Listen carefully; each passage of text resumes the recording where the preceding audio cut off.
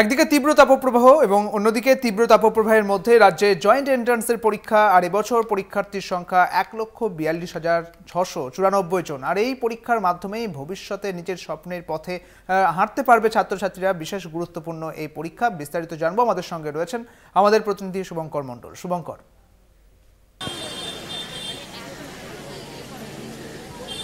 দেখো, সকাল ১১টা থেকে পরীক্ষা শুরু হওয়ার কথা রয়েছে এবং দুধাপে পরীক্ষা হবে। সকাল ১১টা থেকে ১টা এবং ১টা থেকে ২টো পর্যন্ত টিফিন, ২টো থেকে ৪টে পর্যন্ত পরীক্ষা। প্রথমের যে হাফের পরীক্ষা সেটা কিন্তু অঙ্ক, পরের হাফের পরীক্ষাতে রসায়ন এবং সেই সঙ্গে পদার্থবিদ্যার পরীক্ষা। তুমি জানো যে মেডিকেল জবে থেকে আলাদা হয়ে গিয়েছে এই পরীক্ষার থেকে। সেখানে শুধুমাত্র কিন্তু ইঞ্জিনিয়ারিং এবং সেই সঙ্গে আর্কিটেকচার এবং ফার্মেসি, এই পরীক্ষাগুলোই কিন্তু মূলত নেওয়া হয়ে থাকে। অর্থাৎ এই পরীক্ষাগুলোর জন্যই প্রবেশিকা, এই জয়েন্ট এন্ট্রান্স, সেটি নেওয়া হয়ে থাকে। এবছর পরীক্ষার সংখ্যা যেরকম জানালে, একই সঙ্গে পরীক্ষা কেন্দ্র এবছর পশ্চিমবঙ্গে ৩২৫টি, ত্রিপুরায় ২টি, আসামে ১টি। এবং প্রতি বছরের মতো এবছরও কিন্তু পরীক্ষা নিয়ে ব্যাপকভাবে কড়াকড়ি করা হয়েছে, যাতে চিটিং কোনোভাবে পরীক্ষা কেন্দ্রের মধ্যে হতে না পারে। সেই দিকে তাকিয়ে কিন্তু অবজারভারদের হাতে RFD অর্থাৎ রেডিও ফ্রিকোয়েন্সি ডিটেক্টর দেওয়া রয়েছে, যাতে একেবারেই কোনো পরীক্ষার্থী যদি কোনো ইলেকট্রনিক্স গ্যাজেট বা কিছু নিয়ে পরীক্ষা কেন্দ্রে ঢোকে, মোবাইল বা স্মার্টফোন বা বলাতে পারে স্মার্ট ওয়াচ, তাহলে কিন্তু সঙ্গে সঙ্গে সে RFDতে ধরা পড়বে এবং তার পরীক্ষা বাতিল হবে। পরীক্ষার্থীদের জন্য একেবারে বল পেন কালো এবং নীল রঙের, সেটি পরীক্ষার জন্য জয়েন্ট এন্ট্রান্স বোর্ড দিচ্ছে এবং সেখানে কিন্তু যে ওএমআর শিট রয়েছে সেখানে সেই কালারের পেন দিয়েই তাদেরকে মার্ক করতে হবে। অন্য কোনো কালির পেন কিন্তু সেটি গ্রহণযোগ্য হবে না, পরীক্ষা বাতিল হবে।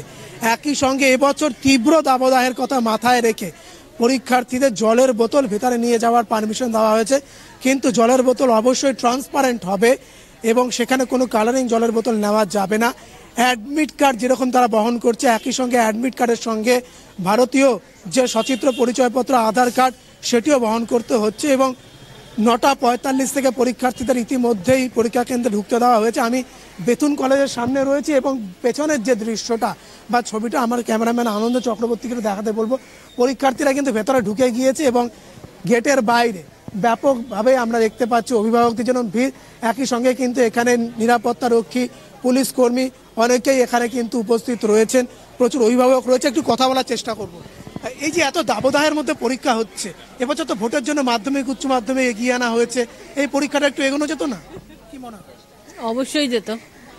আর এরকম এত দূরে এত গরমে বাচ্চা কিভাবে পরীক্ষা দেবে, কি হয়েছে, মানে এটা নিয়ে আমরা খুবই টেনশনের মধ্যে আছি। সেটা খালি বাচ্চাদের না, সঙ্গে গার্জেনদেরও একটা বিশাল মানে সৃষ্টি করছে। এবছর জলের বোতল ভেতরে নিয়ে যেতে দিচ্ছে, অন্যান্য বছর জয়েন্ট এন্ট্রান্স বোর্ড নিজেরা জল দেয়, এবছর বলেছে গরমের জন্য জলের বোতল তারা দিচ্ছে এবং ভেতরে বলা হয়েছে ORS থেকে শুরু করে জেনারেটর যাবতীয় ব্যবস্থা বন্দোবস্ত রাখা হয়েছে। কি এসি রাখা হয়েছে ভেতরে?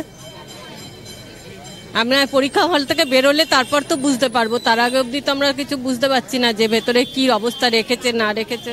কি মনে করছেন, একটু এগিয়ে দিলে পরীক্ষাটা ভালো হতো? ভালো তো হতোই, একটু আগিয়ে দিলে ভালো হতো, কারণ এত গরমে মানুষ পরীক্ষা দিতে পারছে না, আগিয়ে দিত বা পেছিয়ে আসা যাওয়া করতে পারছে না, প্রচন্ড গরম রাস্তাতে। গার্জিয়ানদেরও কিন্তু একই রকম ভাবে পরিস্থিতি এই মুহূর্তে আমরা দেখেছি। সকালের দিকে যে হাতে ORS নিয়ে পরীক্ষার্থীরা অনেকে ORS, লিকুইড ORS খাচ্ছেন, যেরকম তাদের বাবা মা অভিভাবকরা আমরা তাদেরকে হাওয়া করতে দেখেছি, তাদের হাওয়া করছে এবং প্রত্যেকের হাতে রুমাল, অত্যন্ত ঘরমাক্ত পরিস্থিতি, ঘাম মুছছেন তারা। অনেক পরীক্ষার্থী কিন্তু ধীরে ধীরে আমরা দেখতে পাচ্ছি, যেহেতু 11টা থেকে পরীক্ষা শুরু, একটু আগে ভাগেই রাজ্য জয়েন্ট এন্ট্রান্স বোর্ড বলেছিল যে পরীক্ষার্থীরা যদি 9:45-এর মধ্যে পরীক্ষা কেন্দ্রে ঢুকে যান তাহলে কিন্তু তাদের অন্ততপক্ষে পরীক্ষার হলে গিয়ে পরিস্থিতি বুঝতে সুবিধা হবে।